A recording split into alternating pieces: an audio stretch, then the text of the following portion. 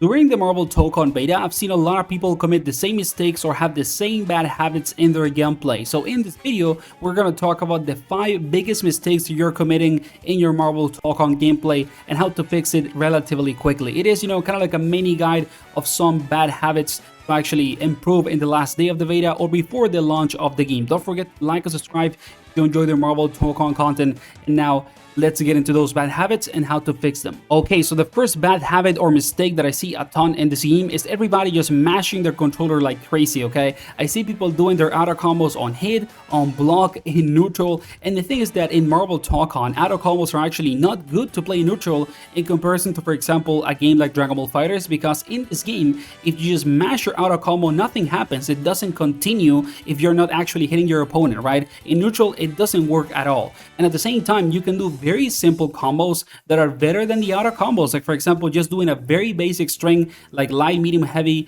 into a special move, and then calling assist and looping a normal into a special move. It's heavy special move, and you do it over and over, and then do the same thing at the end and add a super, and you can get 60 to 70% damage combos without any problem. So stop mashing the auto combos on hit, on block, in neutral. Just learn how to do a string.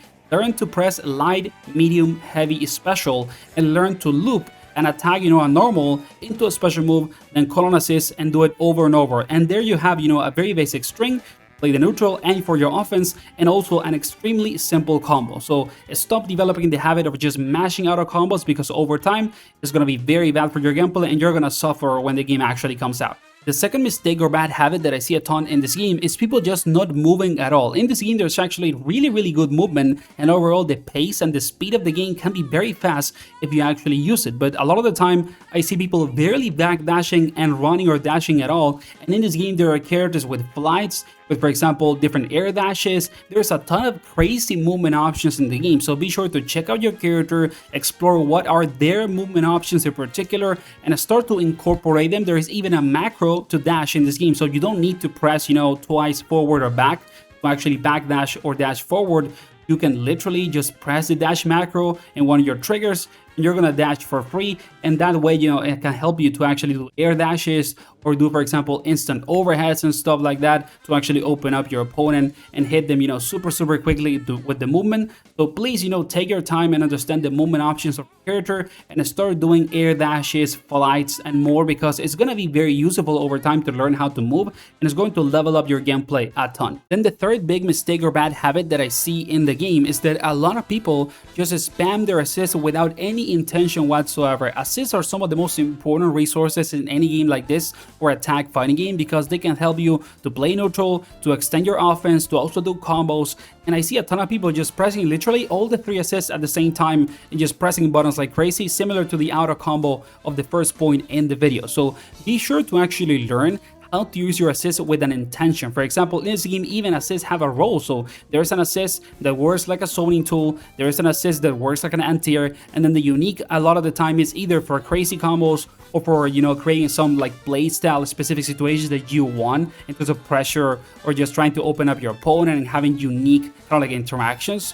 So understand the assists that you have, at least at a first layer, and use them with the intention that they are designed for, or at least take a decision around the assist and how you're going to use it instead of just spamming it. For example, you can throw a projectile and then call your projectile assist to cover yourself while you run behind it. You can call the unique, and then, for example, if you're using Doom, which is the example that I have, you run behind the laser and stuff like that. So try to have an actual decision or intention around the usage of your assists, because they are some of the most important resources for your gameplay in this game. Then the next mistake or bad habit that I see a lot in this game, number 4, is that people don't understand the game plan of their character. There is actually a lot of like specific gameplay tools for every single character in this game. They feel very unique from each other, and everybody in the roster has like a unique gameplay identity. For example, if you want to play Iron Man, it is very obvious that the goal of Iron Man on a first layer in terms of game plan is just being a zoner and then using his good movement to open you up on defense, or actually becoming a rushdown character. He's kind of like a two-way mix-up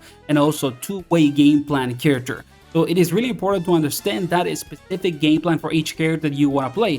For example, Captain America is more of an all-rounder. He of course has a really good assist or also a really good projectile because of his shield, and on top of that he has decent mix-up. As an all-rounder he does a little bit of everything. Then a character like Doom is a more, tricky character. It's kind of like a sonar, but at the same time a more like set play oriented character that tries to do crazy stuff on offense and control also the neutral. And then Blade is a more well-rounded character, just like Cap, but a little bit more crazy when it comes to the overall way in which he interacts with you in the screen in his gameplay. So you try, and go ahead and understand the actual game plan of the characters you want to play and what defines them, what it is that they want to do to win and what is strong about them. And then the last point in this video, I would say that it's not even a bad habit, but I still wanted to mention it because it is going to be relevant over time to get good at this game, and that is understanding how to active tag. Okay, in this game there's going to be a lot of interactions that are going to be really strong with active tag, mix-up opportunities, also crazy combos. So try to, incorporate over time, actually using your entire team, your combos, and on your pressure. It's going to be really strong, and it is better if you start doing it now, step by step, slowly, than it later when there is, maybe a lot of people that are already used to it and you're a little bit behind when it comes to trying to at least get good at the game early, if that is a goal that you have. This last point is more for people that are trying to try hard and actually get good at the game as soon as possible. And I would say that it's going to be really important to understand how to active tag both for pressure and combos if you want to get really good at Marvel Tōkon, at least, in the long run. So again, not really a bad habit, more of an extra advice by the end of this video because it feels like it's going to be really, really relevant in the long run. Thank you for watching. I hope that it was useful. Don't forget to like and subscribe if you enjoy the Marvel Tōkon content. See you on the next one.